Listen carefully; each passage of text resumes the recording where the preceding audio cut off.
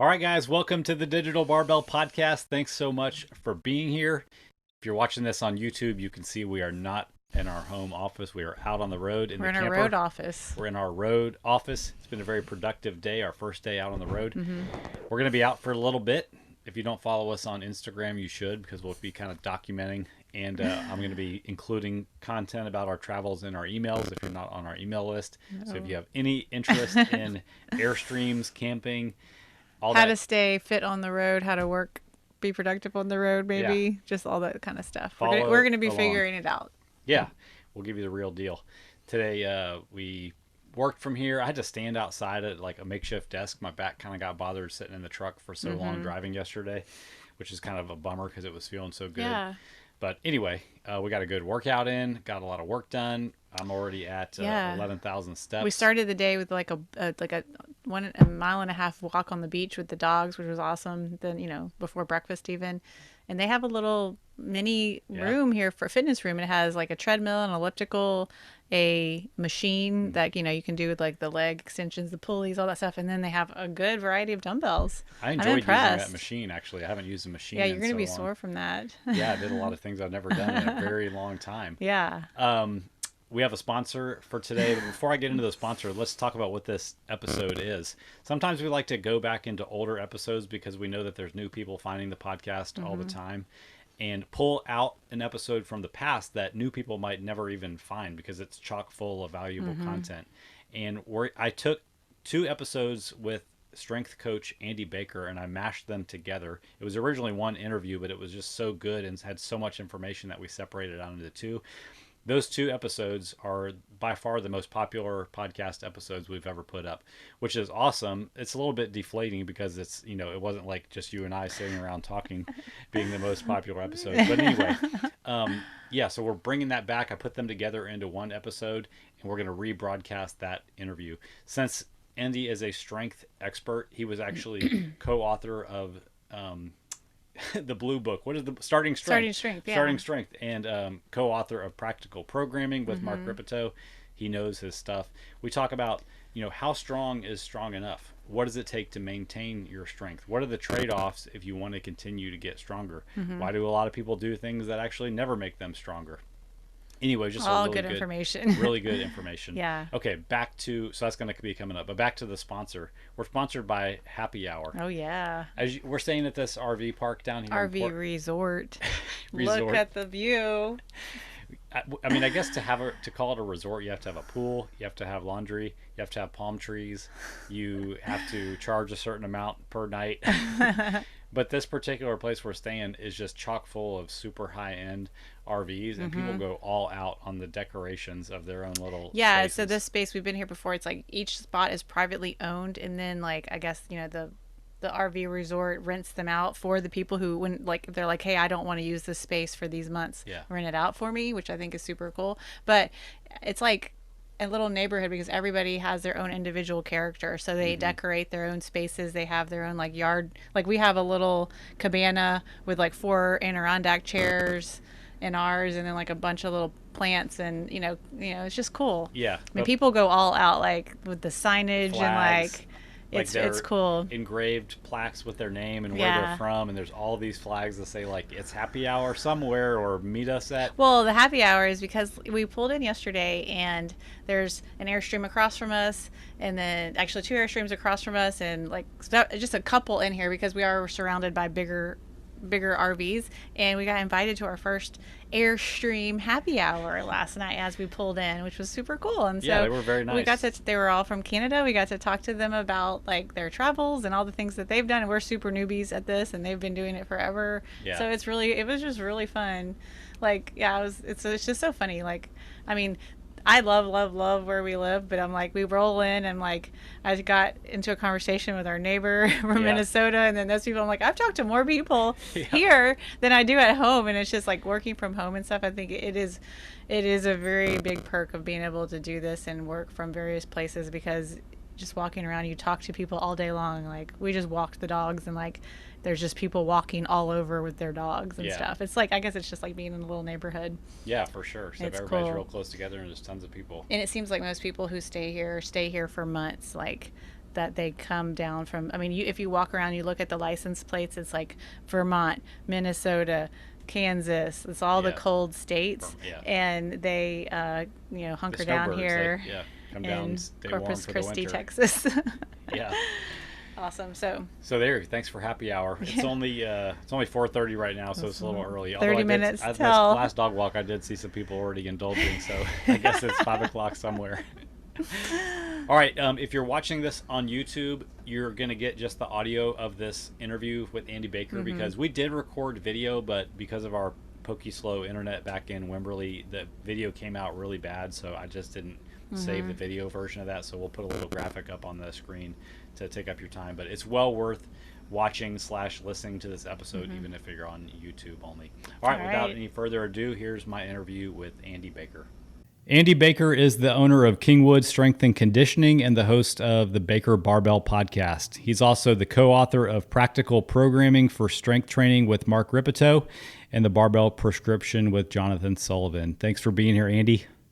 Thanks for having me. I appreciate it. So Blakely and I found you and your work through Starting Strength back in 2014, 2015, somewhere around then. But you've been in strength training and the strength training game for much longer than that. How did you go from combat tested Marine to a strength and conditioning professional? Give us the story about that. Well, I actually started the strength and conditioning journey before I ever even entered the Marine Corps. That was kind of like this little break that I had in my strength training career, was just to go do 4 years in the Marine Corps and see some action overseas and that sort of thing. But I started right out of high school. That I knew that's what I wanted to do, and went to right out of high school, went to Texas A&M. Was in the exercise science program. Did my first internship actually here locally at a high school at 19 years old. So my first coaching experience, I was still a teenager myself. I didn't know what I was doing, obviously, at the time, but, was in front of people, at least telling them what to do at the time. And even active duty, in California and such, I was still coaching people wherever I could, employed at local gyms there in the area. And then as soon as my enlistment was over, I started full time, as a strength coach, as a personal trainer, back here in the Houston area, working at different gyms and that sort of thing. And, did that for a little while. And I was pretty quickly realized that I didn't want to be a big box commercial gym personal trainer, that wasn't what I had my own idea of how I wanted to do things. And so it didn't take me long to exit that scene and open my own facility. And I did that in the late part of 2007 and really got going in early 2008 with my own facility here in Kingwood, which is just north of Houston. And I've been doing it ever since. And, the early years, I was, 100% all in on the gym, seeing clients all day long from 5 o'clock in the morning till 9 o'clock at night.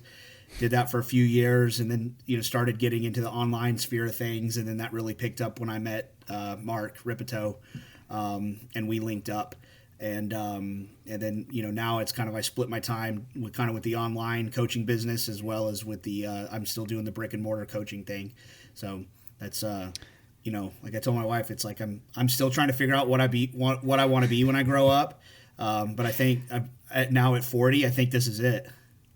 How did it come to be that you got involved in the authorship of those books? I assume the Barbell Prescription came from your connection to Starting Strength, but how did that turn out to be where you were asked to be the co-author of Practical Programming? So Rip was at the time, Mark Ripito had already, he wrote the flagship copy of kind of all this stuff, Starting Strength. The first edition. I believe he wrote that in 2005.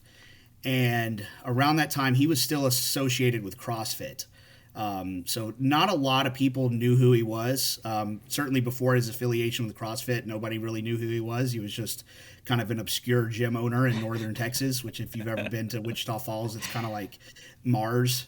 in a way. So he didn't really have a name, but through CrossFit brought him in as a subject matter expert at the time of strength training, barbell training, or whatever. And that really gained him a lot of notoriety, kind of just in a small niche. CrossFit was not nearly as big then as it was now, that sort of thing. And so I started following Mark. CrossFit was real big in the military at the time. And so through CrossFit, I became aware of him. And I was, as a strength training guy, I was drawn to that side of of things more so than the burpees and, all that sort of stuff. But I started following Rip. Yeah, exactly. I started following Rip. And at the time, there was no startingstrength.com. He was a contributor on a forum known as Strength Mill. And I don't know who ran Strength Mill. It was just some guys, and he actually bought Strength Mill and turned it into startingstrength.com. But Rip he was a moderator on a forum, and at the time, social media there was no Instagram, Facebook wasn't what it is now. So that's where, meatheads went to go hang out, was on forums. And so I found myself on the strengthmill.com. There wasn't a lot of traffic on it. So Rip was very active, though, as a moderator in this forum. And I was in there all the time. And, I linked up with him, and we, guys from Texas kind of have a connection a little bit. And, I kind of told him, hey, I'm starting my gym here in Houston, and I'm really digging all the barbell stuff. And I'm really into it myself, and I've been using it with my clients, in the gym setting. And that was part of the reason I wanted my own facility, because at the time, commercial gyms, you had like 20,000 square feet and like one power rack. And it really wasn't conducive to what I wanted to do. They wouldn't let you deadlift on the floors, and that's changed quite a bit in the commercial gym setting. But at the time, that type of training was frowned upon, and that's what I wanted to do. And so when I opened up my facility, I was always communicating with Rip about this stuff, and I was implementing his programming, with starting strength with my clients, like from day one, squats and deadlifts and presses and bench presses, and running people through the starting strength, novice linear progression, and that sort of thing. And at the time, because, I was, at least to his knowledge, I was really the only guy doing this in a commercial setting other than him. Running. There were probably other guys that were. He just wasn't in communication with him. But he was in communication with me. So I was always talking to him about it on the forum, and then we kind of started connecting privately, and talking, and everything was just training related. It was not business related or anything. It was just me trying to learn from him about how to refine this, this novice program, and then some of the intermediate programming ideas that he had put out there, the early versions of things. I don't know how familiar your audience is with things like the Texas method and that sort of stuff. And so, I was working all that stuff with people, but with more importantly, I was doing it with regular people. Mm-hmm. I wasn't doing this with powerlifters and Olympic weightlifters. I was doing this with the general public, moms and dads, high school athletes, older people. And so I was learning from Rip, but I think he was also learning from me, in that I was, the more a method gets exposed to people, you take a method or a program and you do it with 10 people and you learn something. You do it with 100 people, you learn more. You do it with 1,000 people, you learn a lot. And so the more his methodology was exposed to more people through me and other people, there were a lot of CrossFit gyms doing similar stuff, but I just happened to be the one that was in a lot of communication with him. And I think we were kind of learning from each other. I think I probably learned more from him than he did from me, but I think I did some things where, putting his stuff into practice, between the two of us, we just bounced a lot of ideas off of each other and that sort of thing. And then we had a good relationship. We met in person a few times. He came down here in the Houston area and did some CrossFit seminars and had me in, and I participated in those, and we personality wise, I'm probably one of the few people in the world that gets along really well with Rip, so we kind of hit it off on a personal level as well. And then a few years into our relationship, he said, he goes, we need to rewrite practical programming. He said it's good, but there's a lot of stuff in there we need to redo, just because we've learned a lot and we need to take a lot out, and we need to add a lot in. And he goes, I want you to help me do it.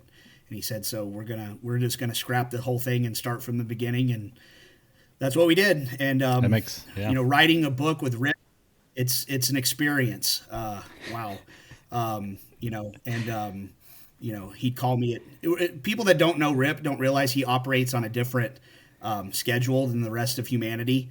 You know, so him, like he operates late at night, and you know, he'd call me at, you know, 11:30, you know, at night and go, "Hey Baker, what's this bullshit you put on, you know, page 72? Well, why'd you say it like that or whatever?" And I'd be like, "What? Dude, I'm asleep. I got to be at work at 5 o'clock in the morning." But that's, you know, so now, you know, nowadays I'd probably tell him to go get lost, but at the time it was like, you know, if Rip called, I'd jump up and be in front of my computer and, you know, be editing documents at midnight or whatever. And so that was an experience, but it was a lot of fun. I learned a lot from it. You know, and I go back and flip through the book from time to time now, and I'm still proud of the work that we did on it. And I think there's a lot of good stuff in there. There's obviously stuff I'd like to go back and refine and change and all that, but you can kind of do that into infinity, you know, and so I'm happy with that. And then a few years after that is when we got into, you know, the movement kind of, it kind of went a direction where it wasn't something that we necessarily planned, and it was the same way with my gym. You know, I got really heavily involved with working with older people, you know, people over, we'll say over 50, which as 40 now, 50 doesn't seem that old, but, you know, 50s, 60s, 70s, 80s, that became a huge portion of who I was training at my gym. I didn't aim for that. That just happened. That's who came, that's who stuck around, that's who saw the most benefit, that's who referred friends and family.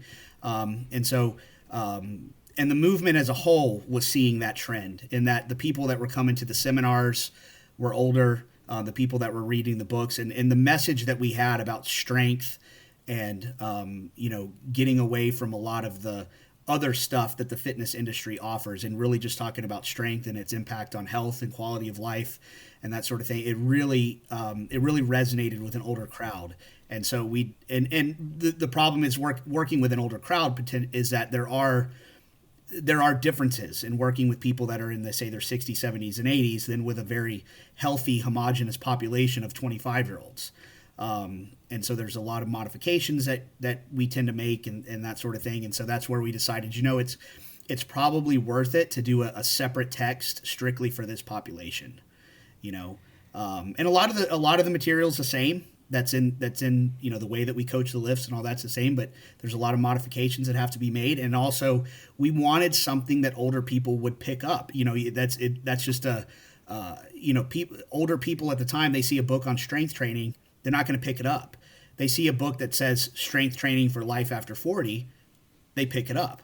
So you got to do something to make them pick it up and read it. You know, and and that's, I think we did a good job on that as well. And Rip was, you know, he farmed that one out mainly to me and Dr. Jonathan Sullivan. He took care of and Sully did a masterful job with that book. I did a lot of, if you read that book, it's kind of divided into two parts. The beginning is the why, and then the latter half of the book is kind of the how. So I did most of the how, and Sully did most of the why. You know, and he did a great job of kind of blending the science of it, and him being kind of, you know, a really credentialed medical expert helped with that. But he made it a readable. You know, it wasn't reading an exercise phys textbook, because nobody's going to read that. It might be correct, but nobody's going to read it. So we wanted something that the challenge of the book was, we wanted something that, you know, the head of an exercise physiology department would pick up and read and respect the work as not being a fluff piece. But we also wanted something we could give to my mom, and she could read it and understand it. And that was a challenge. And Sully did. I don't think people realize what a masterful job he did on that book. Yeah, it's a great book. He's a good follow on social media too. He does a great job of, you know, doing what you just said. I point people to his. People always go, "How come you don't have like a YouTube channel like for older people?" And I go, "Because Sully does it better than I would. So just go follow him." You know, and right. he really does. And he's and when you're trying to get new people to do it, you know, you can say what you want about doctors and, you know, kind of, you know, appeal to authority or whatever. But the fact that Sully is an established medical professional with decades of experience and, you know, an MD and a PhD, people listen to that. regardless of whether we think that's a reason why people should listen to it or whatever. The reality is, you take an older person that's on the fence about this, when their doctor, or a doctor tells them that not only can they do it, they should do it. That's very powerful.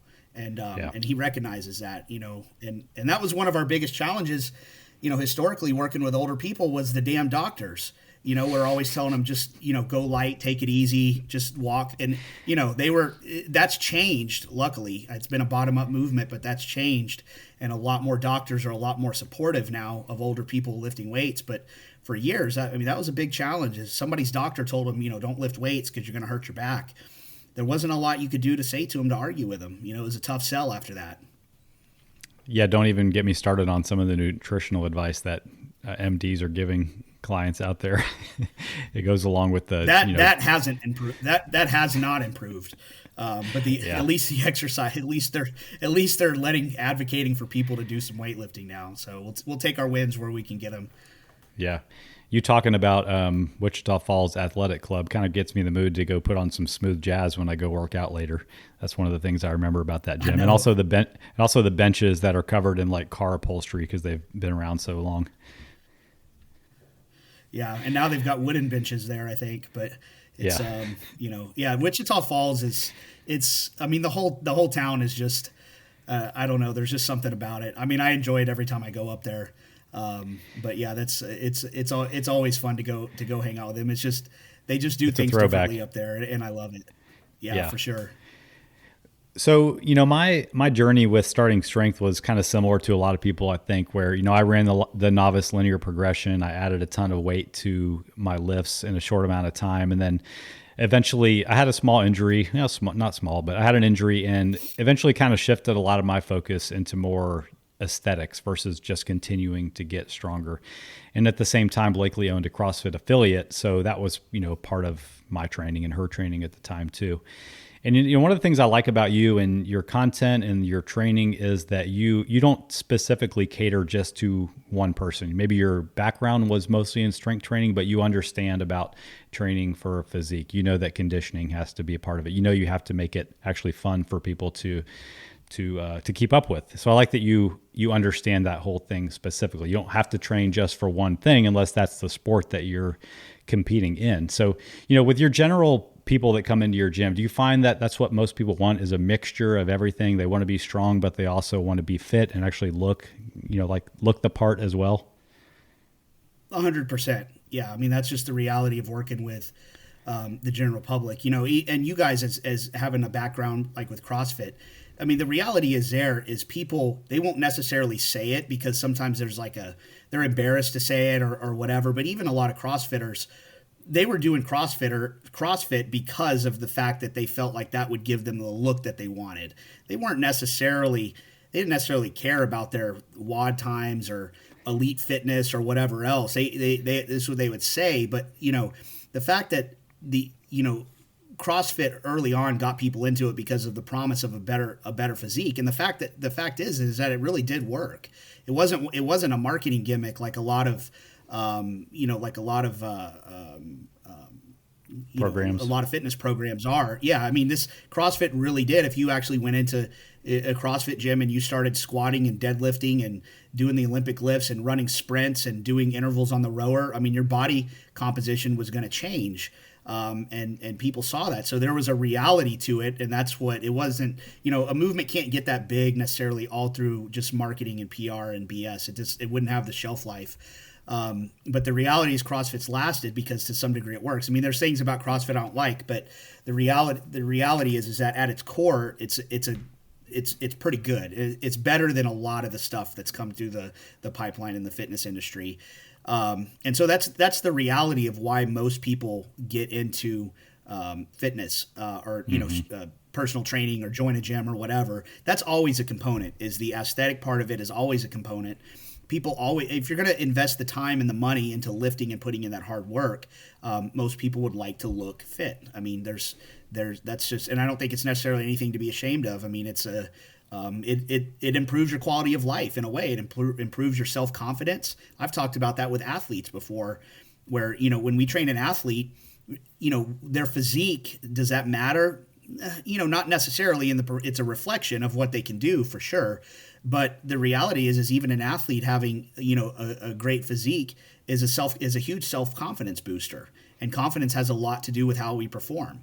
And so just looking in the mirror and being happy with what you see has positive ramifications across, just your mental attitude. The amount of, looking in the mirror and being very, very unhappy with what you see it's just another stress that we have on top of us. And for a lot of people, it's just one more thing that might be, things aren't going well with their family, aren't going well with work. And, oh, by the way, they're really fat and out of shape. I mean, it's just a kind of a mountain of negatives that starts to build up. And so, if you can improve that and people look in the mirror and they're really happy, man, that positivity, it's like infectious to everything else in your life. Their attitude is better. Their outlook on life is more positive. Their self-confidence is better. And, the reality is that if you're doing the things that are going to achieve, a better physique, a good physique, it's going to improve your health. I mean, a good physique is just a combination of having a lot of muscle mass and a lowered amount of body fat. So it looks good in the mirror, but it also is a reflection of being able to, like with athletes, it's a reflection of being able to perform well, but it's going to have a positive impact on your health, not just your mental health, but your physical health. Having more muscle and low body fat is a good thing, and so it's and like you said, the strength numbers, getting stronger is important, and that's going to be at the heart of improving your physique, is getting stronger for most people. But that also has people that have been doing it for a really long time. There's a ceiling on that. For how much longer can you continue to get stronger? So people want to maintain their strength, but at the same time, they want to have a motivation for going into the gym. They want to have some rabbit to chase, some sort of goal. And at a certain point, people hit a ceiling on, well, I just can't add any more weight to the bar. Or they get to the point like where I got to, and it's like, yeah, I could get stronger a little bit, but the stronger you get and the longer that you train, what happens is you hit kind of this nexus where the amount of work that you have to do to achieve smaller and smaller increments of progress becomes not worth it. And so if you're having to put in, you get to a certain level, it's like, and it also not only does these tiny little increments of progress get harder and harder to achieve, but they become less measurable in their effect on your daily life. When you work with a new person and they can barely squat their own body weight, and you work them up to being able to squat a 45-pound bar, that actually has a huge impact on their quality of life. Now you fast forward a few months and they can squat 135. That has a huge impact on their quality of life. You get them up to, 135 and then 185, 225, 315. You keep walking them up in these numbers, and every bigger increment of progress that they get is generally more and more improvement in both the way that they function and the way that they look. But then it levels off after a certain. Now, at what number does it level off? That's impossible to say because it varies with everybody. But once those, like for me, I got to like the mid 500s on my squats, like 550, 555. Could I have continued to train and gotten to 565, 575? Probably. I knew what to do, and I probably still had, I felt like there were still some things I could have done. But what it was taking out of me physically to do that, and also the return on its contribution to the quality of my life, was actually a negative.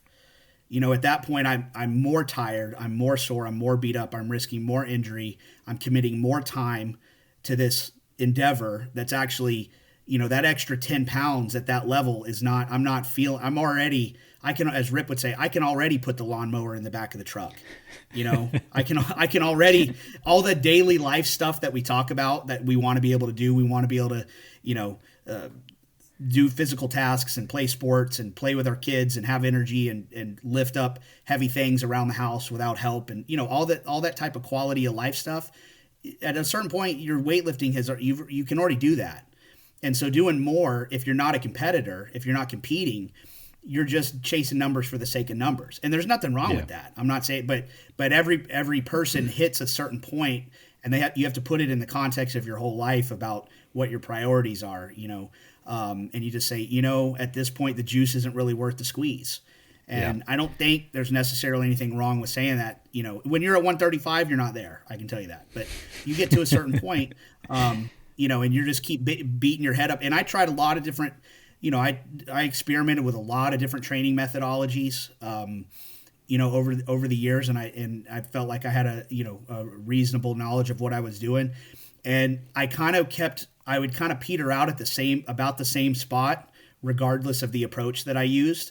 So it started kind of clicking with me, my late 30s. I said, this may be kind of where I'm at. This might be, my limitation in terms of you reached the point what where I was willing to commit to it. The sacrifice of what you're going to have to do to get to the next level outweighs the potential gain that you're going to get from it. It's, it's a self-imposed plateau. That's exactly right. Yeah. And I don't necessarily think there's anything wrong with that because, no. And then at that point you go, okay, well, what am I going to do? Because I'm not just going to quit. I love to lift. But you have to kind of change your focus a little bit and start, whether you want to, for me, it's very hard to just, and this is a lot of people struggle with this. I can tell from having to deal with the clients, a lot of people struggle with the concept of maintenance.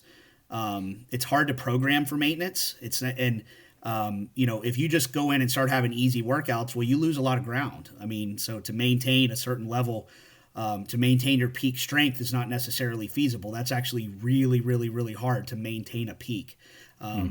And so maintenance sounds easy, but it's not always. That's why I talk to a lot of my athletes about the concept of having both a floor and a ceiling in terms of your strength level.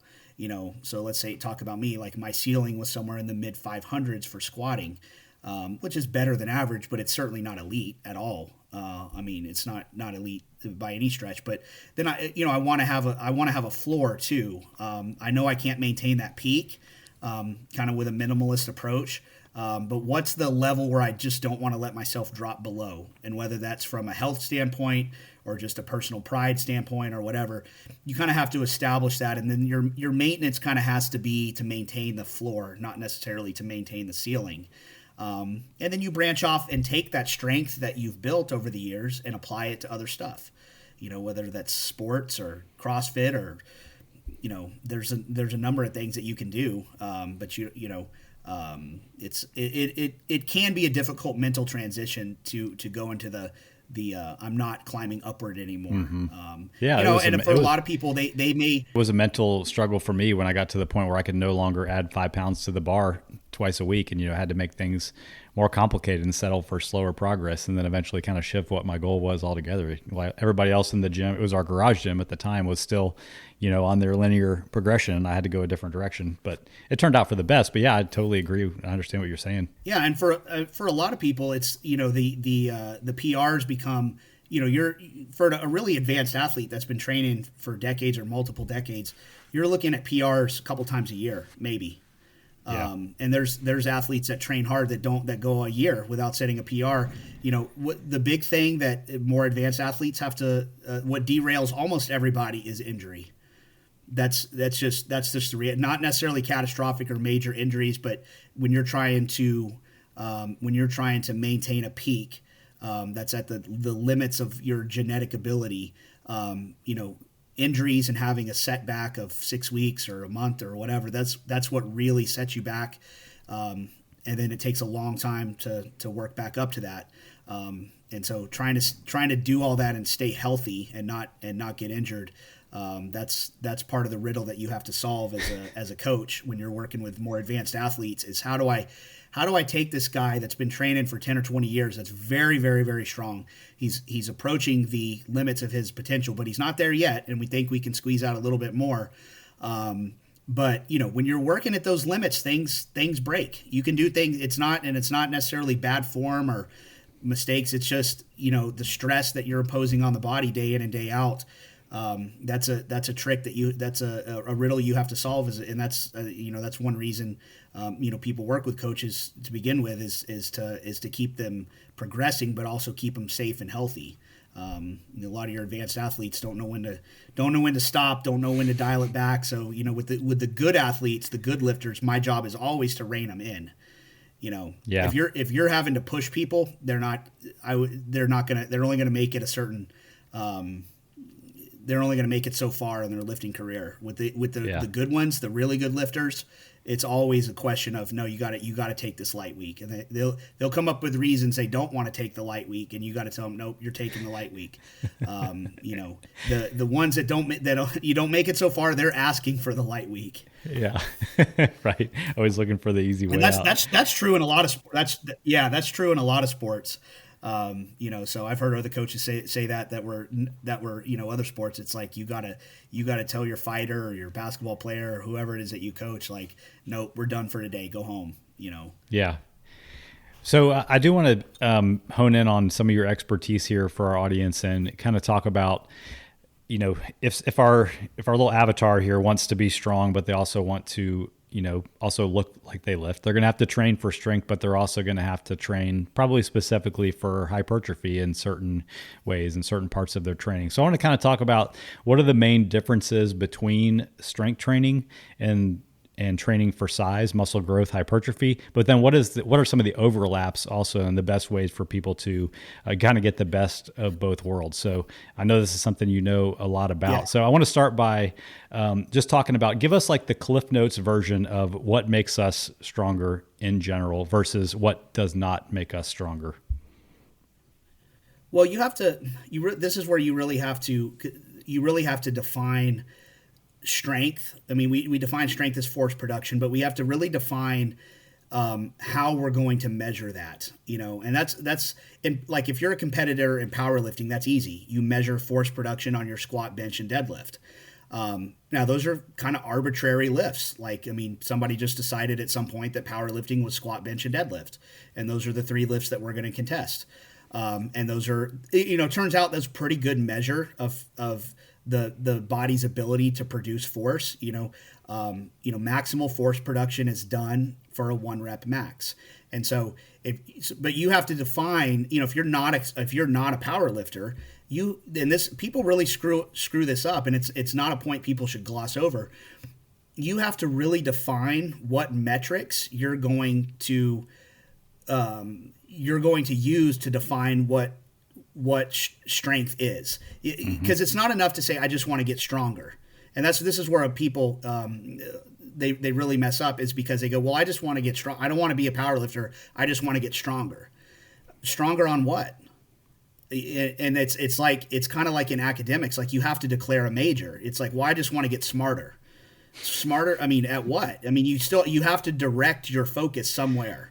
And it can be arbitrary. It really can. It's not. Now, you should focus. If you say, I want to be stronger, well, we like free weight barbell movements. Those are probably the best metrics to use to define what full body strength is. But I tell a lot of my clients that work out alone and in their garage, especially if they're older, make your test, your sport, your metric that you chase, the standing overhead press and the deadlift.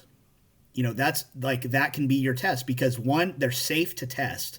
Like, a lot of people, if they work out alone in the garage, they don't necessarily want to test a 1 rep max on the bench press. Even with the safety set up and that sort of thing, it's not fun getting pinned. Squats can be a little, especially for your older population, 1 rep max testing on the squat. You don't make it, and it's not such a good situation to be in, even with the safeties and that kind of stuff. If people, they get a little apprehensive about it. The press is easy. I mean, you go to press the bar up. If it doesn't go, it comes right back to your collarbone. You walk it in. The deadlift, if it doesn't go, usually it comes up about 2 inches off the ground and then goes back down. So they're easy lifts to test, and they're safe to test, and they're actually a really good measure of full body strength. But if you want to do squat, bench, deadlift, or squat, press, deadlift, or whatever, you need to decide what the metrics are that you're going to chase, and then you can design a training program around improving those movements. But when we talk about strength training, force production is, it has to be defined by load. And so if you're going to say, I want to get stronger, it means you've got to measure your ability to move heavier and heavier and heavier loads over time, with a 1 rep max being the best measure of that. Now, do you have to use a 1 rep max? Could you use 3 to 5 rep maxes and say, I'll call it good? Yeah, that's pretty good. That's pretty good. But the best measure of force production is going to be a 1 rep max. And so in order to get better at that, there's two components of that. One, if you want to get better at 1 rep maxing, you need to train heavy.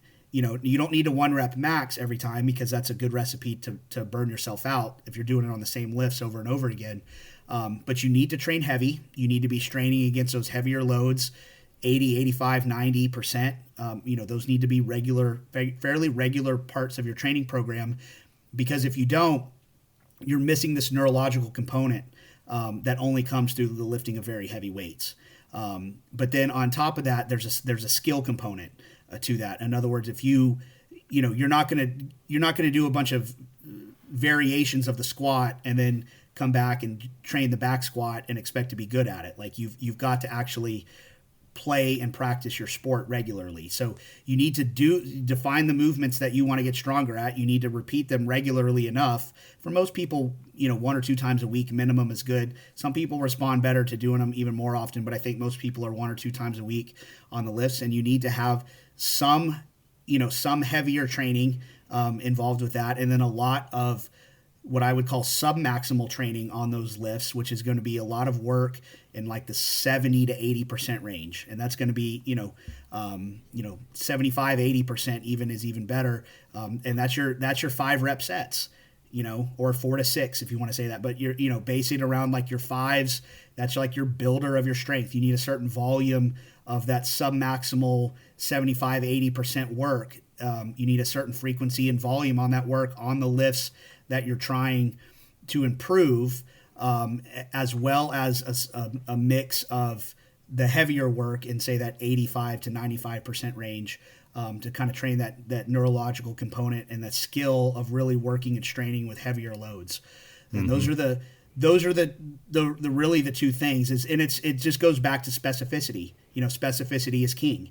You want to get strong, want to be able to 1 rep max your squat. Well, train your squat heavy. That's it. The difficulty in that is the details. It's the devil's in the details. How much, how often, how many times per week am I doing this? When I go heavy, how heavy is that? When I do sub-maximal volume, how much volume is that? At what intensity? That's where it can get hard. I mean, we kind of know the overall general formula, but the devil's in the details for a lot of people. But most good strength programs are all basically doing the same thing. It's just a repackaging of the same thing. The vast majority of the work on a strength, let's just say a powerlifting program that's going to focus on 1 rep max squat, bench, and deadlift. You're going to do probably 70% of your work on that is going to be mid-range sets. So sets of, let's say, 3 to 6. It's going to be mid-range sets of like 3 to 6 reps in like the 75 to 85% range. That's going to be the vast majority of what you do, is a lot of that kind of, we'll call it, it's heavy, but sub-maximal work. And then you're going to have another, 10 or 20% of your work is going to be a little heavier than that. It's going to be that 85 to 95% range. That's your heavy triples, your heavy doubles, your heavy singles. You're going to have some of that in there, because too much of that is going to burn you out, and you can't do enough volume at those intensities to be productive. But you still need to do some of that, because if you're going to test yourself on heavy 1 rep maxes, you need to be experienced enough with those loads for lots of different systems. Need to know how to accommodate that, not just your muscles and tendons and all that sort of stuff, but psychologically, need to know how to deal with heavy weights.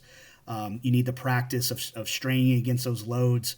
But you only need to do a little bit of that. And then you're going to do a lot of volume in the 75, 80, 85% range, which is going to be, a lot of 3 to 5 rep sets, 3 to 6 rep sets. Almost every good powerlifting strength training program that you see is some repackaging of that. Right. We want the exposure to the heavyweight. Like infinite ways. Right. We need the exposure to the heavyweights to drive the nervous system adaptations for the hormonal response. And then we just need the training volume at the slightly submaximal loads to accumulate enough stress to get the adaptation to keep us getting stronger and stronger. Right. And and it turns out that you can build some pretty good, muscle mass is, and I know this is where we're kind of going with the discussion, but muscle mass is by and large a product of the amount of food that you intake. Training is, now there are good and bad ways to do it, but if you continuously drive your lifts up and your tonnage goes up over time, you're doing more, heavier and heavier weights and more, not necessarily more volume, but heavier weights at the same volume over time, so that your tonnage, your overall workload is going up and up and up over time. And you're eating enough, not force feeding yourself and necessarily getting fat, but just eating enough to support growth. You're going to get bigger doing that as well. Will you have a great physique doing that? It depends. This is where people always say, well, if you want a great physique, just get stronger on the big lifts, and that'll be all that you need. As a very raw beginner, there's some truth to that. If you just squat, bench, deadlift, press, chin up, and you've never done anything before, yeah, your physique is going to improve, and it may improve substantially. Guys that build great physiques on that type of program without anything else have great genetics for it, and that's the reality of it. The vast majority of people, that you look at guys like the absolute tip of the spear on genetics. You look at a guy like a bodybuilder like Ronnie Coleman. The guy, before he ever started bodybuilding and before he ever even started using anabolics, the guy was absolutely jacked. And he was a power lifter, and that's basically what he did, was squat, bench, and deadlift. And he could have easily walked into most local bodybuilding shows and won. There's guys like that in the NFL, the Tyreek Hills. They don't train like bodybuilders, but they look like bodybuilders. But those guys, there's the Herschel Walkers of the world that did, push-ups and sit-ups that look like, in his prime, look like bodybuilders. That doesn't mean that the average guy can just go do push-ups and sit-ups and is going to look like Herschel Walker. Like, that's like, if you go read Herschel Walker, Bo Jackson, those types of guys, they used to say, you don't need to lift weights, just do push-ups. Like, that's all I do, and look at me. What they didn't realize is that they're not, the rest of us aren't Bo Jackson and Herschel Walker, And so when you have these really, really genetically elite guys, they will respond really well to a very minimal dose of training stress, and their physique will respond in a way that doesn't require a whole lot of specificity. Mm-hmm. But for the rest of us that are more kind of genetically average, we may get stronger on certain lifts, a lot of that from the neurological component of just doing a lot of squat, benching, and deadlifting. But a lot of people are very unhappy with the way that they look when they're just using a very minimalist barbell-only approach. And so if they're wanting to, the physique development, you generally have to branch out a little bit. And it doesn't mean you completely abandon necessarily the barbell stuff. And I think for what you're talking about is like, where's the overlap for the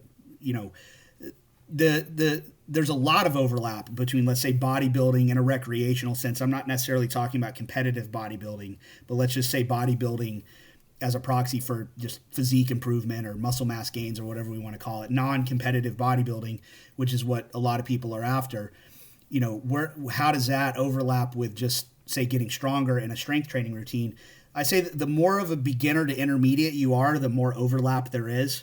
And there's not as much differences in the approach of how you get there. The more advanced that you get, the bigger the differences become, so once you're already strong, let's say, like for a beginner, let's just say you never really lifted weights. It's like, I want to put on some muscle mass. It's like, okay, we're going to basically do something that looks a lot like the starting strength linear progression. We're going to squat, bench, deadlift. We're going to develop that base of strength and muscle mass. And then from that base, we're going to use that as a jumping off point to whatever specifically you want to work on.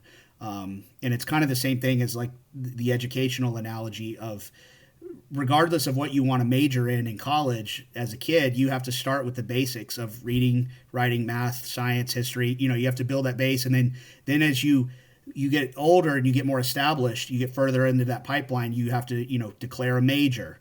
And when you start college as a freshman and sophomore, you're still doing a lot of basics, right? But with a little bit of specificity towards that major. You get towards the end of your undergraduate degree, You're doing a lot less basics and a lot more specificity. You get into a master's and PhD program, it's all specific. It's hyper specific. You're not doing the basics anymore, and so because you've already mastered them, and those aren't leading you towards being able to achieve that PhD anymore. So it's kind of the same thing with the strength training, if you can use that analogy for kind of the strength and bodybuilding approach. Is that at the beginning it's all just kind of building a base, and then from that you get more and more and more specific as you go. But again, it's important to declare what your metrics are and what you're trying to work towards. The vast majority of people that are going to want to pursue both goals, it's a lot of it's pretty standard. I'm not saying anything revolutionary. It's start your workout off with a basic compound barbell lift, do some medium range volume work on that, and then go into kind of a body part specific sequence from there. And that's how most kind of what we call power building programs are built. It's just a little bit of both, and that's for most people. That's fine. It's not necessarily the best approach for an elite bodybuilder because they have a different set of criteria they're working towards. It's hyper specific. It's about bringing up individual weaknesses, and it's about bringing up weaknesses relative to the mandatory poses that you have to do. People forget about that. For an elite bodybuilder, it's not just about being big. It's about being awesome in a mandatory set of 7 different poses. I think it's 7.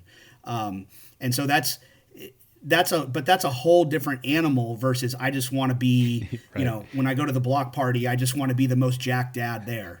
That's a different level than the competitive bodybuilder. And you don't necessarily, there's some things you can glean from that, but you don't necessarily need that level of hyper specificity that the bodybuilder would. Yeah, I mean, you just described our client basically that, wants to be the fittest one at the beach that summer or at the pool party or that kind of thing. And basically like what you just laid out as the general program that makes that happen is really, if you flip it around, it's the reason that, when somebody walks into your gym or somebody hires us to coach them, and we know what you just said, like why we can get them such good results, because a lot of times they're coming from doing a workout app on their phone that has them doing, a lot of plyometrics or some light weights, not exposing them to heavy enough loads to actually make them stronger. Athlete X, yeah. Oh, yeah, there's so many out there. And then also, flipping it over to the group training side, like, even with CrossFit, yes, you are going to get stronger, but the way that most CrossFit classes are structured, you can't really do a legitimate linear progression. There's people missing days. There's time limitations. The coach can't prescribe everybody's weights. You can't safely move heavy enough loads in fast-paced workouts. And then there's things like Orange Theory and Peloton and everything else that's popping out. So people aren't doing what you just described. They're exercising. They're getting sweaty. They're exposing themselves to some resistance training, but not with the structure that's ever going to give them what they want as far as strength and changes in their body. Yeah. And it's, if you want to, just an inside look at basically how, if you look at somebody, your average client that comes into my gym that wants, like you said, a little bit of everything. I want to be stronger. I want to look better. I want to better my physique. I'd like to lose some body fat. That's kind of most people, right? I mean, they kind of want a little bit of everything. A very basic program that, I'd say probably the vast majority of my clients that I have at my gym are on a basic like upper body, lower body split. And, and it's kind of like, okay, we've got our, we come in and, Monday we bench press and we basically do 3 sets of 5 or, something like that, but it's strength training on the bench press. And then we go into kind of more, let's say, hypertrophy based exercises for, the rest of the upper body. Maybe that's a dumbbell chest press for higher reps and some rows and some dumbbell shoulder presses and some curls and some triceps, and we call it a day. So it's, it's some strength work on the front end and then a little bit of bodybuilding type work on the back end. And then a lower body day, they may come in Tuesday and we're going to start with squats and we're going to barbell back squat them for say 3 sets of 5 or 3 triples or something. And then we go to deadlift and we'll deadlift for, a couple of heavier 3 to 5 rep sets. And then we may go on to leg extensions, leg curls, calf raises, and abs for the physique oriented work. Come in Thursday, we may start them with like an overhead press, again, like standing overhead press, a few sets of, heavy 3 to 5 rep sets.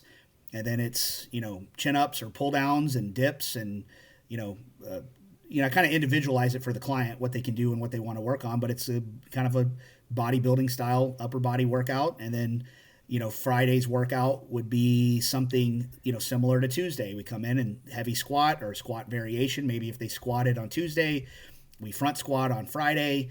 And if they did a deadlift on Tuesday, we do a stiff leg deadlift or a rack pull or something like that on Friday. And then we go into kind of a hypertrophy oriented lower body session, and maybe leg presses and lunges, or go outside and drag the sled, or, whatever. Again, it's kind of individualized for each person, but that's basically it. And it's, like I said, it's the heavier barbell based work on the front end. That's the strength component. And there's also a muscle building component to that as well, but it's the strength component. It's the free weight movements, the barbell based free weight movements that can be progressed forever, that are safe and effective to train at heavy loads in that 3 to 5 rep range. And then we do a lot of bodybuilding style based work after that to take care of the physique and muscle building goals. A lot of people don't realize, like, especially if you do things like, to save time, we'll do supersetting a lot. We'll superset, say, dips and pull-ups, or, dumbbell chest presses and rows, or like even supersetting leg extensions and leg curls. Like, sometimes I have people do that kind of stuff in the gym just for no other reason but to save time. But like the weightlifting for your general population also serves as a great cardiovascular cardiovascular workout as well. For a very elite CrossFitter or endurance athlete, that type of work, that type of bodybuilding isolation type work, or whatever you want to call it, it's probably not much of a, endurance, stimulus. But for the average person that's not in great shape, that's pretty good, and then they can supplement that stuff with easy cardiovascular, aerobic and anaerobic stuff, outside of the gym, that does not require, the presence of a coach to do. I always tell my clients, it's like, don't come in the gym, in my gym, and focus on the cardio. Like, that's easy. That's just you having the discipline to do it. The nuances and the complexity and the stuff that you don't know and will take you a long time to learn is the strength stuff. The strength and the muscle building stuff is where you can leverage my expertise to get you faster and better results than you'll get on your own. The cardio stuff on the outside is, and if it's just for general heart health, like you just want to have a healthy heart, like just go on a fast paced walk for 30 minutes, 3 days a week. Like, most of the literature shows that for just basic health of the cardio, now that's not going to get you into a like elite fitness. And certainly for a CrossFitter, that's not going to satisfy their need to get that. I think a lot of CrossFitters, they crave that really high intensity anaerobic type of work. And so, but if you're just looking for basic stimulus for your health, just start, especially for a beginner, just start there. Just go on a walk 30 minutes, 30 minutes 3 times a week. And then you can add from there. But just basic cardiovascular stuff outside of the gym is just more of a matter of discipline than knowledge. And then on top of that, it's all diet. All the physique and the body composition stuff, and to a degree the strength stuff. I mean, the diet is not something that can be overlooked. People tend to think of diet, I think, the way that, like, I think of supplements.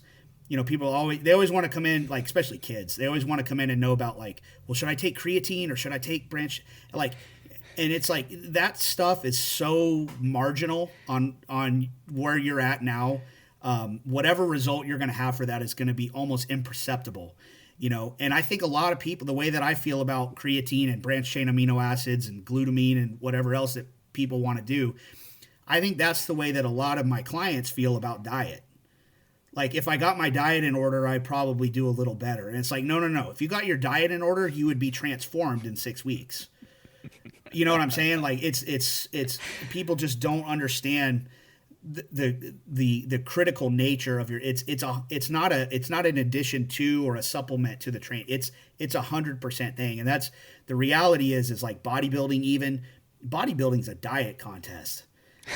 It's who can go the longest and start and you know what I mean? And who can get they're all big, and they're all strong. I mean, they all carry a lot of muscle mass, and a lot of it's, you know, the way they look is a lot of it's genetically determined by tendon attachments and that thing anyway. But it's a leanness contest, which is it's all diet and water manipulation. And for, you know, most of my clients, you know, they when they come in, they like the idea of being able to do a bunch of sit-ups every time they come in, and that's going to get rid of their flabby gut or whatever. And it's like, when I hit them with that's not even going to make a dent, you know. It's like, it's just, you know, but you have to, as a trainer, as a coach, you have to communicate that to your people, that if they're not willing to take, you know, even small steps to improving their nutrition, the money that they're paying you and the time that they're expending in the gym is going to be, you know, it's not a good use of their time to ignore their diet.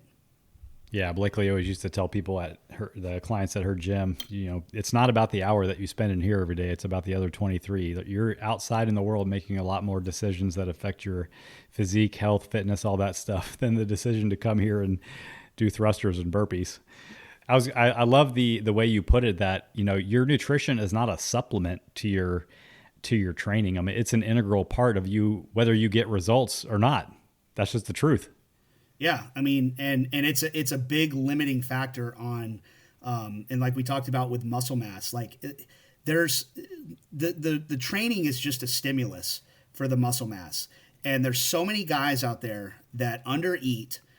They undereat overall calories, and they undereat on their protein intake, and they don't track their diet seriously. And they're trying to out-program their diet. And because I'm regarded as somebody, I guess, that is a programming expert or knows a lot about programming, sometimes people that reach out to me are frustrated when I talk to them almost more about their diet than I will about their program. But it's like, man, you're trying to use these you know, higher level math equations or something to try to outsmart your bad diet. You're trying to, well, what if I squatted 4 times a week instead of 3? And it's like, you're still not eating. Like, you can go once a week, twice a week, 3 days a week, 4 days a week, whatever. It doesn't matter. The volume, the frequency, the intensity levels, all this stuff that you're stressing about and beating your head against the wall. And they're saying, well, what if I trained it? You know, what if I did my squats at 80% instead of 75%? I'm like, you really think that matters? Like that, like the nuances of this stuff, like they're hoping to crack the code, though. They're agonizing over these minutia about, should I do 3 sets or 4 sets of this movement? And it's like, that's not you're not going to crack it's not a Rubik's Cube. Like, if you just make this right adjustment at the right time, you're all of a sudden going to skyrocket your gains. It's about your food intake more than anything. And if that is right, and you follow any reasonable, I don't say any reasonable but most good programs, whether it's mine or somebody else's, are going to work. Because the reality is, like, we're just this kind of ever-changing biological system, and people are always like, well, I want to know what's optimal. Well, nobody knows what's optimal. And the likelihood that at any one point in time we're ever doing what is exactly optimal is very low. I always use this example. It's like, people want to know, like, well, should I do 3 sets or 5 sets of squats? And it's like, hell if I know. Like, I'm going to make my best guess. But the reality is do I really know whether the optimal dose for you on today, Thursday, October 13th, at this moment in time, do I really know that 3 or 4 sets is optimal for you? One of them is closer than the other one, but I'm just making my best educated guess off of my data on you, my data with my other clients over time, and what, readings from other coaches and literature. And I'm making my best educated guess on what the optimal training stress is for you today in this hour, but it's no more than a guess.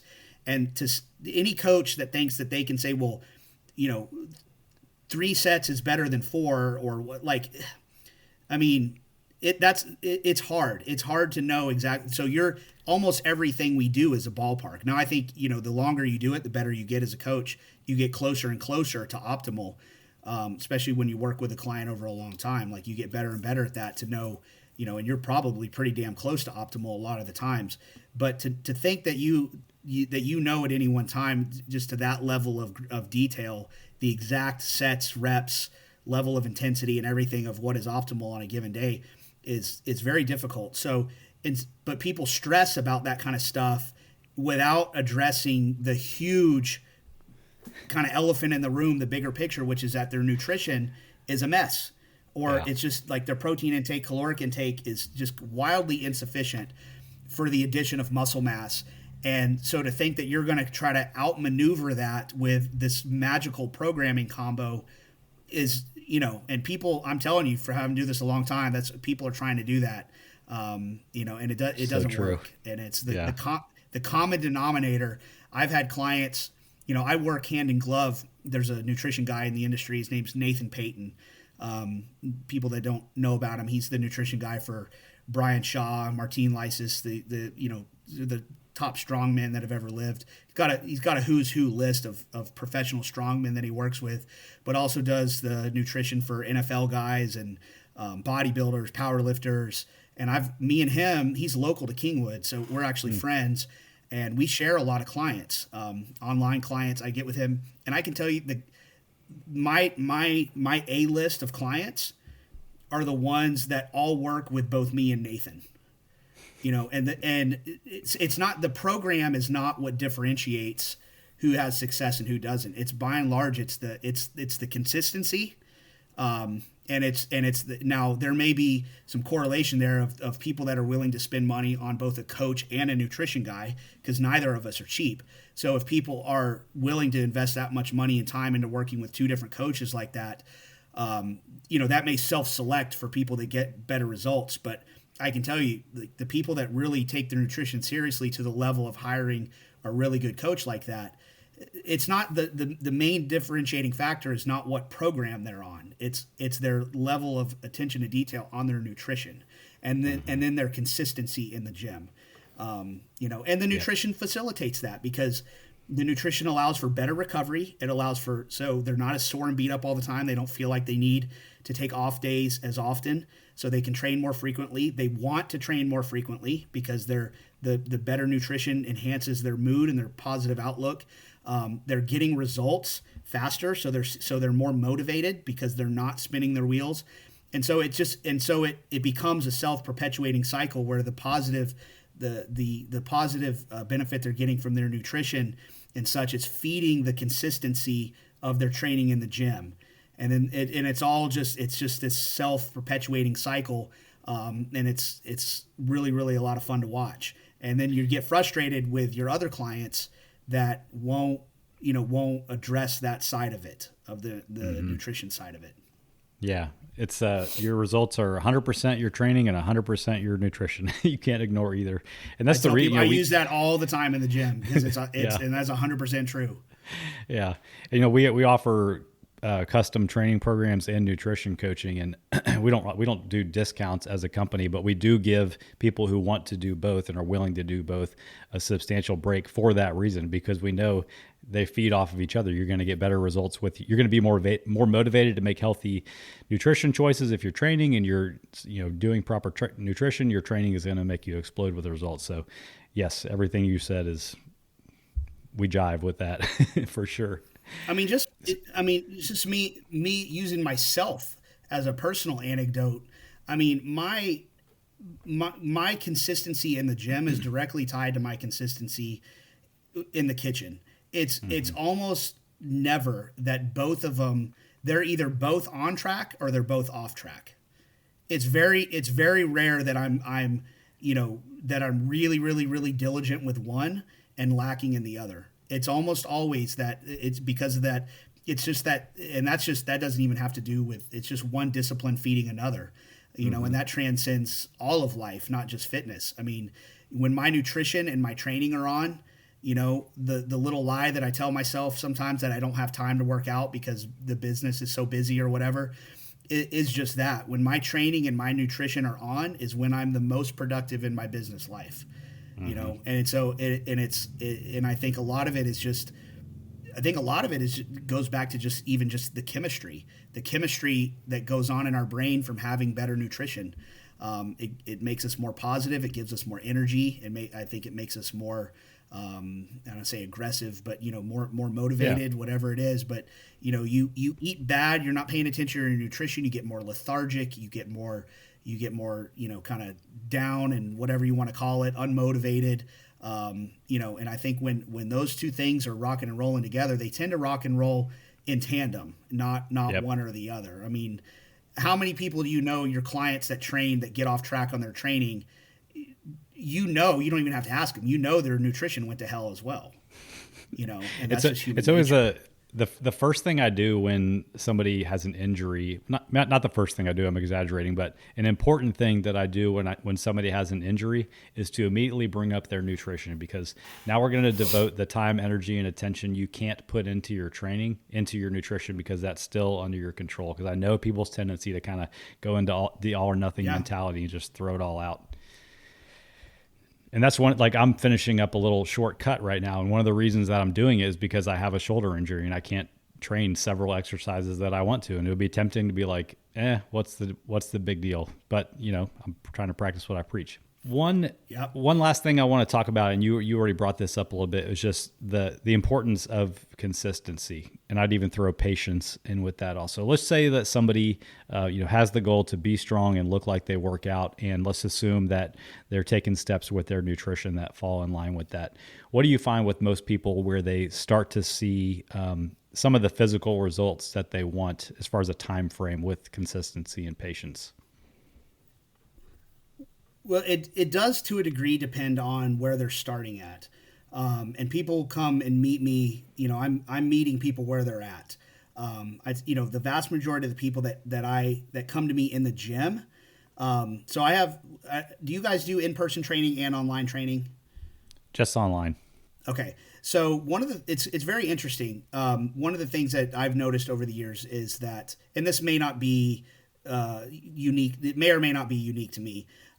But most of the people that come to see me in the gym, in my brick and mortar practice, most of those people are pretty raw beginners, I would classify.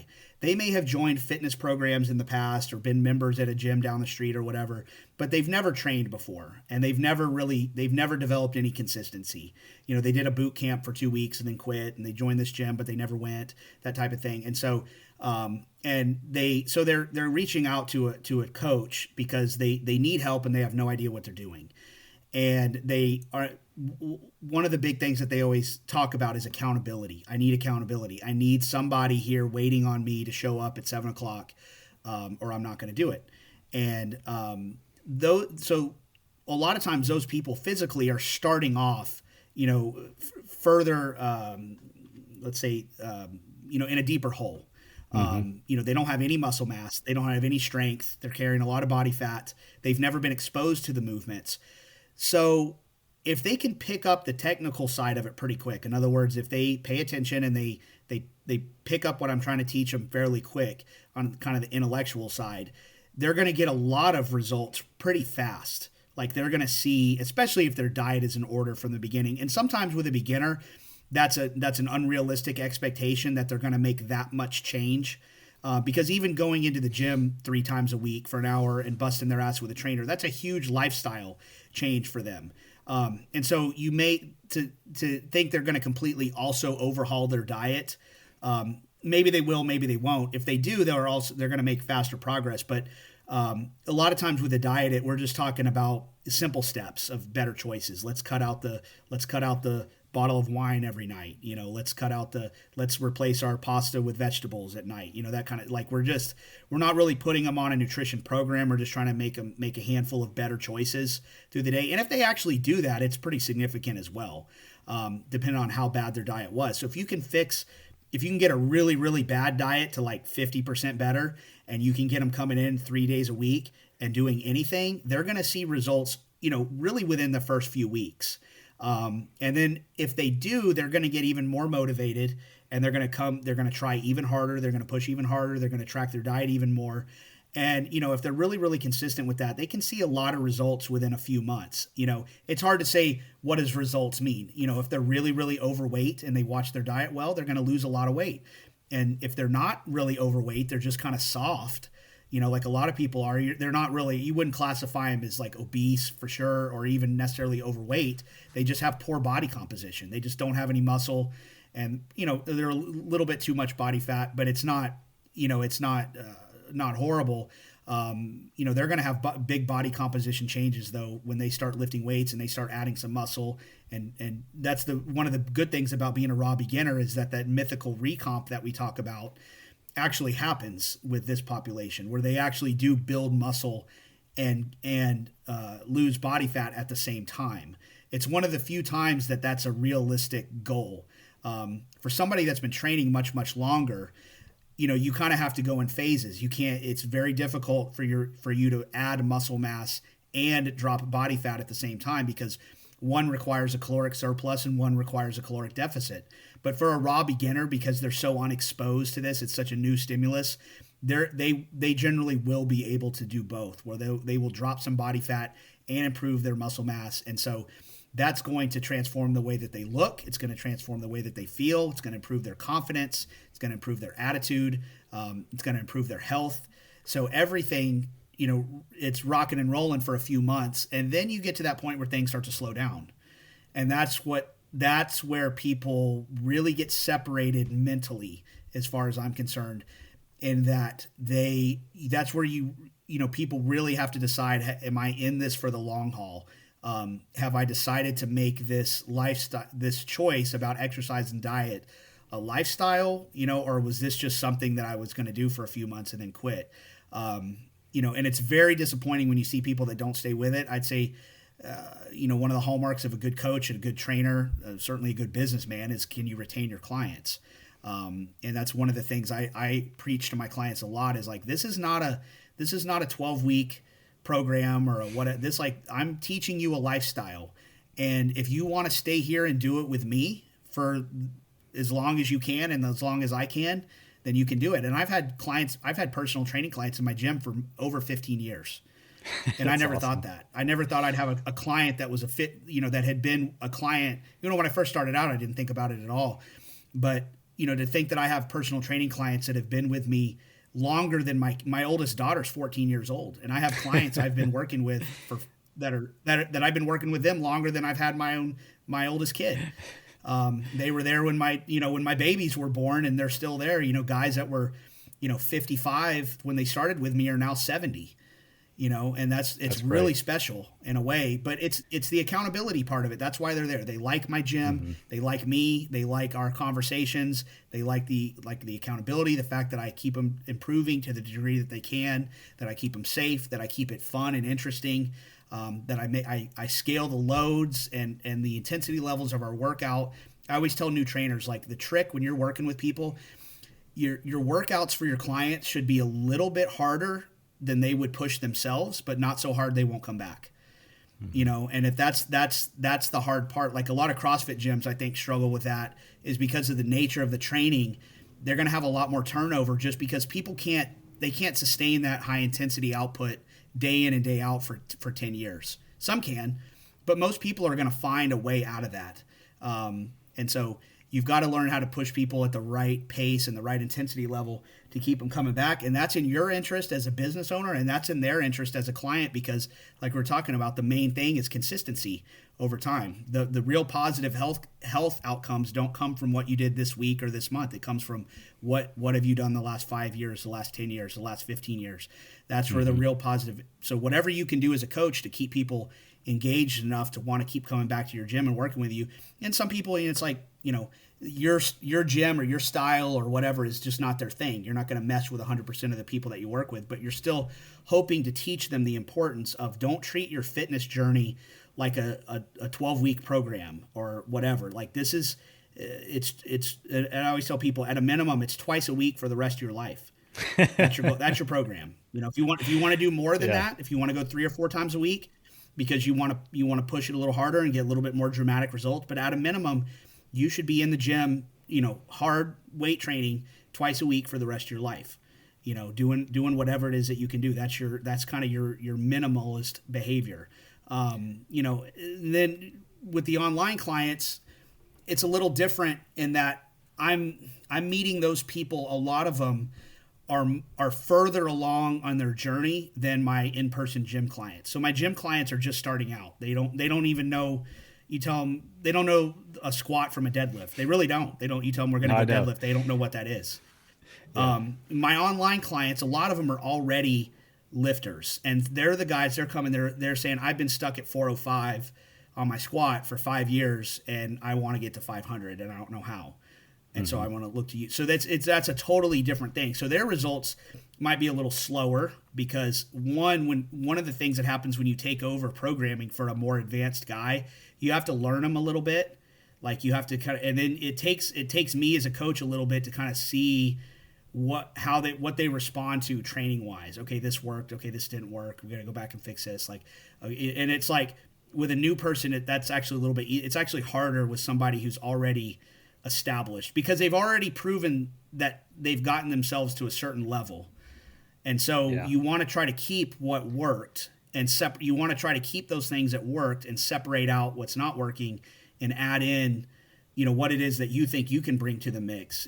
I mean, I've heard that from fighting coaches, guys that are involved in MMA or whatever, that, they have a very high level fighter that changes camps and comes to their camp. Well, they're already a high-level fighter. So you want to try to keep some of the stuff in there that's worked for them in the past and that they're comfortable with. But the reality is they're coming to you because they're not evolving and they're not progressing as a fighter. So you've got to insert your own little tweaks or methodologies or program, whatever you got to insert your own system into there while trying to maintain the stuff and learn from, okay, this style works for this guy or whatever. So I do a lot of that for my online clients. And so, sometimes it's a little slower. Sometimes guys, they do something like the novice LP and they're at, 225 or 275 squat or whatever, and then they don't know where to go from there. And that's where and I can get them, pretty fast progress usually. Cause it's the whole intermediate programming thing that really throws them. The novice program it spoils people because it's so effective and it's so simple. But then when then once it's not like you just come to a fork in the road. It's like you come to multiple forks in the road after that about where you want to go. And it's hard to do that. So, it's another thing where you just got to define your goals. It's usually better to tread on a path that somebody else has already walked when you're a new intermediate. You don't necessarily need to come up with a completely customized, individualized thing, or like it's probably going to be, some form of programming that other people have already done with some success. And then you kind of individualize it for yourself as you go. And so that's kind of, but just a lot of times for that population, the magic is not necessarily what I do. It's just that they're out of their own headspace and a lot of guys will get stuck in that paralysis by analysis type thing. There's so many options to choose from and they don't know what to do and they don't yet have confidence in anything because they don't have enough experience to have confidence in anything. And so coming to a coach and saying, here, I'm going to get I'm going to take this training out of my own headspace and I'm going to hand it off to you and let you do it for me, is that in and of itself is very, very powerful. And even a lot of good coaches do that. A lot of good coaches hire coaches because it's easier to unemotionally and objectively set programming up for an athlete than it is for yourself, because you have your own biases and your own rationalizations and your own whatever to overcome. And sometimes it's better just to even if you know what you're doing, it's better to hand your programming off to a trusted colleague to handle that for you. And then you can transition from a thinker to an athlete, and that's where those types of, that relationship works really well when you have a coach that is the thinker and the athlete just behaves like an athlete. And just now that takes a long time relationship to, like my client Shelly that just won at the Worlds, the IPF Worlds this past weekend. We have that relationship, but I've been working with her very intensively online for like 6 years, and I have her trust, fully. And so she doesn't question what I say. She doesn't insert a lot of her own opinions into it. She may tell me she doesn't like something or whatever, but we've got that kind of relationship where she just, here's the workout, now go do it. And that if all that's working, if the coach is competent enough for that to work, and the athlete has the right mindset, that to me, that works really, really well. And so a lot of coaches, it's necessary, if they're also competitors, it's necessary for them to hand that off to somebody else so they can make that transition from the thinker to just the actor, and just being the athlete that just hears the workout and it just execute. Exactly. And that's really, really hard to do when you're writing program. It's almost impossible to do when you are both the coach and the athlete of yourself. And I really, really admire guys that do that at a high level. And there's a few that do. There's a few that operate at a really, really high level that do all of their own programming. And I really have a lot of respect for those guys because it's not easy to do. Some of their machines. One thing you said, and maybe we can wrap it up with this, is that, kind of the expectations for progress. In the beginning, you're probably going to get some rapid progress just because you're getting a new stimulus. This is something new to you. You're probably going to be really consistent. And those results that you get are motivation enough to stay consistent. And then at some point, your progress starts to slow down. And that's when you have to take a step back and decide that you're going to make the process of showing up every day the goal that keeps you motivated, because the wins are going to come in longer increments in between. The progress is going to look slower. And that's what you have to do over the long term is to make showing up every day and getting a little bit better the goal at some point when things start to slow down. And I want everybody that hears this to know that enjoy those newbie gains at the beginning, celebrate them, let them motivate you, and then be ready at some point to shift over to being more process driven than just goal driven. It has to be. And even if you are goal driven, the patience factor cannot be overlooked. And this is actually something, the numbers on this it's odd to me that I've been doing this as long as I have, and the numbers didn't really land on me as hard as they landed on me, I guess maybe about a year ago, where if you think, I was just explaining it to somebody and I kind of wowed myself with like, wow, I've never thought about the math on that. But if you think of 5 pounds per week of progress, and let's say, as Rip likes to say, you miss 2 weeks out of the year for a funeral and the flu, which actually most people are going to miss more than 2 weeks. But let's say even you're really dedicated, and you train hard, let's say 50 weeks out of the year, and you go up 5 pounds per week. That's 250 pounds per lift a year. That's not going to happen. In 2 years, you would be benching 500 pounds. And so when you look at it like that, it becomes a lot easier to accept progress that's slower than 5 pounds a week on average, because you realize now maybe on the deadlift, you could average, will you get that? But on average, could you get a pretty gifted guy to 500 pounds on a deadlift in 2 years? Yeah, that's definitely doable. Not for everybody, but that's doable. A 500 pound bench press in 2 years, that's not going to happen. Maybe for the tiny meekers of the world, the 1,100 pound benchers and all that, but the rest of us, there's no way. That's just not possible. And so what does that mean? What are the implications of that? The implications of that is that your progress on average is going to be much slower than 5 pounds per week. And so if you're been training for 2 years and you're not getting 5 pounds per week and you're banging your head against the wall thinking, what's wrong with me? Nothing. Because if you zoom out and realize that rate of progress is not a realistic expectation for 90% of the human population, then it becomes a lot easier to accept. Even 5 pounds per month, if you say on average, I'm going to get 5 pounds per month, that's still 60 pounds a year on a lift. That's actually on a bench press or a press, that's actually pretty good. If you add 60 pounds a year to your bench press, as someone that's been training for longer than a few months or a year or something, like that's actually not bad progress.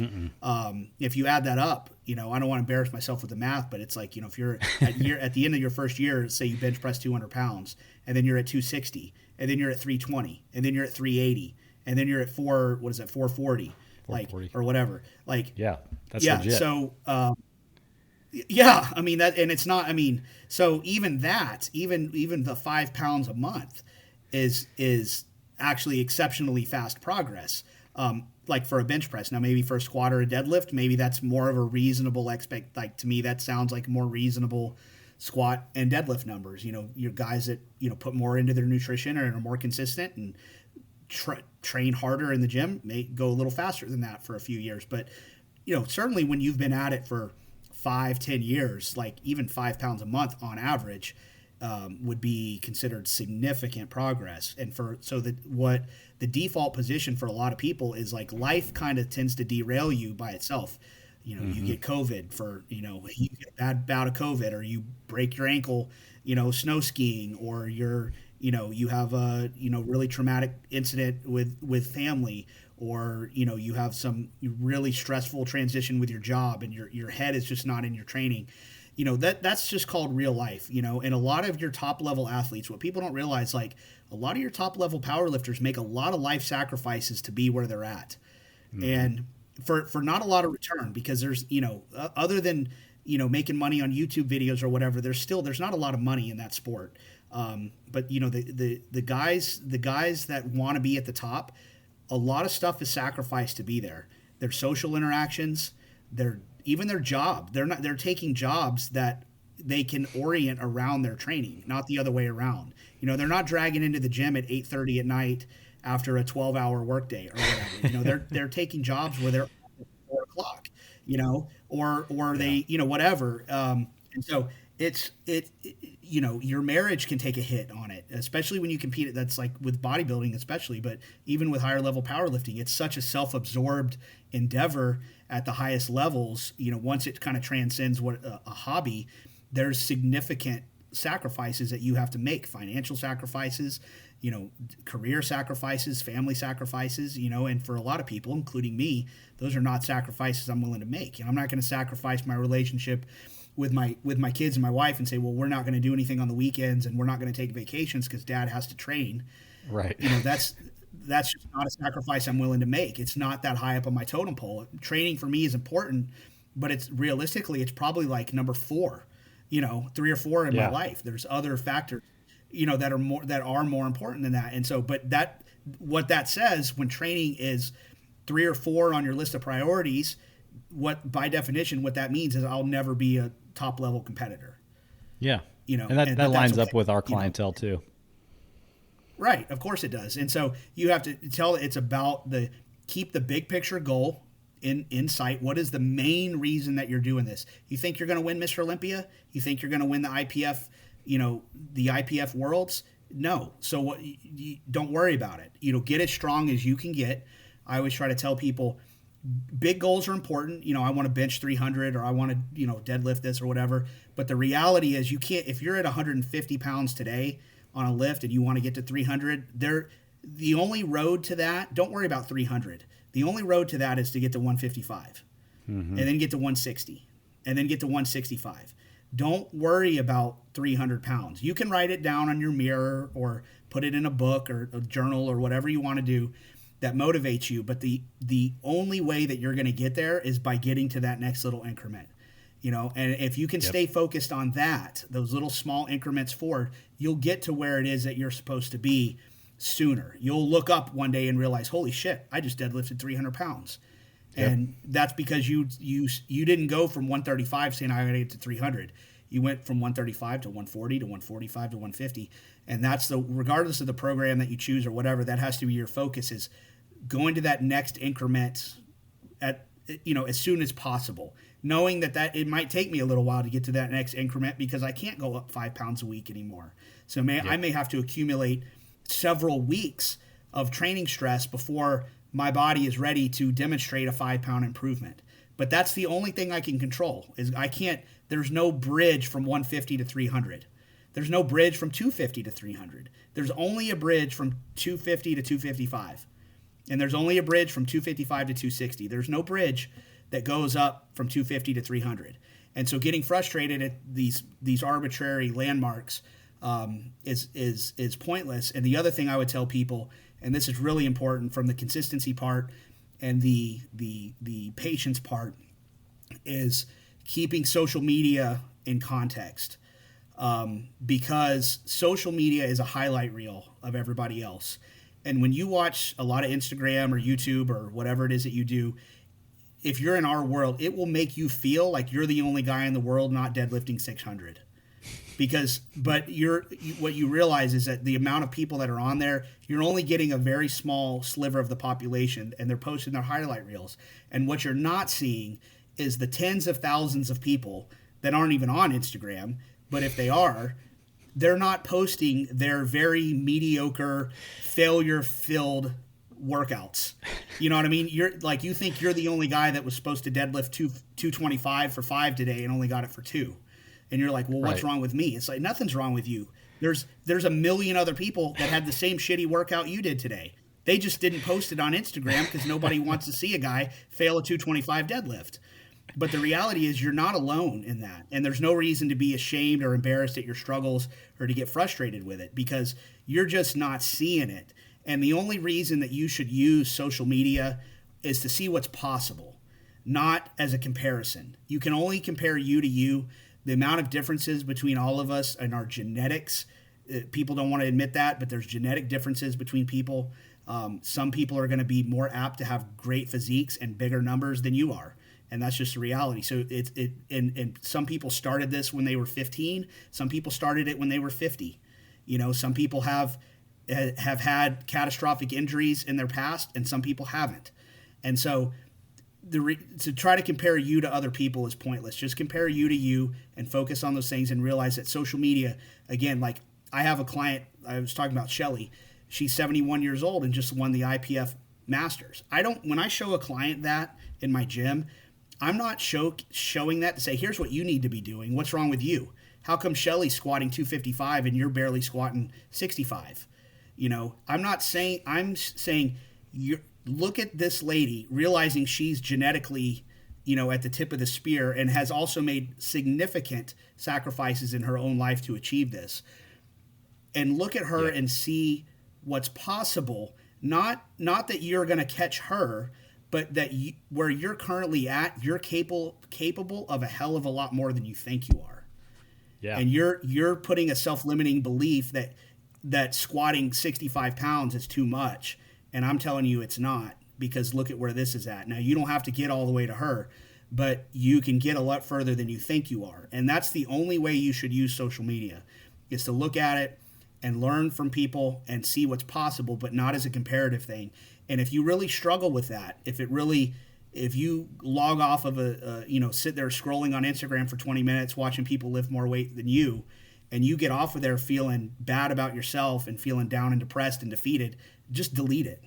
Yeah. Get off of it, because it's not helping you, and if you use it and you look at it, somebody that's doing better than you, and you say, fuck yeah, I want to do that. And you're inspired to go to the gym and try to catch that person, or, get closer to that ideal, whatever, then that's good. The social media can help you, maybe motivate you. But if it's the opposite, I tell people, just get rid of it. It's serving no purpose, it's just compare you to you and only chase the only numbers you need to beat are whatever the numbers you did yesterday. I like it, man. Yeah, that's an important distinction to make, because it's not going to change anytime soon. So besides the books, what's the best way for people to connect with you if they're in the Houston area and they want to, train with you in person or train at your facility? And what's the best way for people to find you online and potentially work with you online too? So the best way, if you're local to Houston area, is just kingwoodstrength.com. Or just if you Google, Andy Baker personal training or something like that, it'll come up. Online, best place to go, andybaker.com. So I've got a bunch of different options for people. I've got coaching slots open if you want to do really intensive one-on-one online coaching. I do that. If you don't need or not ready for that level of commitment and you want more of like group programming type thing with a lot of interaction, still a lot of interaction with me. I've got a private Facebook group and a private forum and group programming that I do. It's the Baker Barbell Club online. That's also, you can access that through andybaker.com. And then I've got templated programs. If you're just looking you just want kind of some guidance of, I want a basic, 3-day a week intermediate strength program. You can download a $25 program and follow that. Or I want a 4-day a week hypertrophy based program. You can download that and have some guidance. So I've got options that kind of, for everybody that wants a lot of help and a lot of interaction and a lot of specificity and individualization, to some people that are just wanting just wanting a little bit of a roadmap. Yeah, that's good, man. I've run 2 of your programs before years and years ago and had really good results. So if anybody's listening, I can vouch for Andy firsthand too. So, man, I sure appreciate your valuable time today. I design all the programs for the average guy. So that's me. Average genetics over 40. Yeah. Yep. But yeah, man, I really appreciate this. I think everybody's going to get a lot of good information out of this. So once again, thanks for your time. Well, good. Thank you for having me on. I enjoyed it. I'll come back at any time. Man.